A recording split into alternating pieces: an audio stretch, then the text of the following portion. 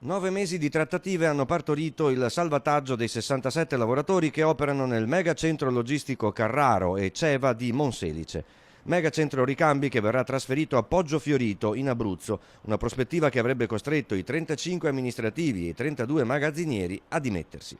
Invece, con un accordo innovativo, la Carraro dovrà assorbire 35 impiegati in altre sue sedi del Veneto, Rovigo e Campodarsego, mentre 32 magazzinieri saranno affidati a una società specializzata che gli proporrà offerte di lavoro anche in Carraro e solo a tempo indeterminato fino al 30 giugno 2018. Questi erano almeno 70 licenziamenti e credo che abbiamo convinto le aziende che di questi tempi conviene fare un patto col sindacato utilizzando tutti gli strumenti che la legge consente per appunto offrire un lavoro. Solo se non si arrivasse a una collocazione dei 32 operai entro 6 mesi gli verrebbe riconosciuta una buona uscita. CGIL e CISL ricordano che si è arrivati a questo risultato dopo quasi un mese di scioperi, con un grande sacrificio dei lavoratori, quasi tutti della zona di Rovigo, che ora potranno passare un Natale abbastanza tranquillo. Mi sento di dire di sì.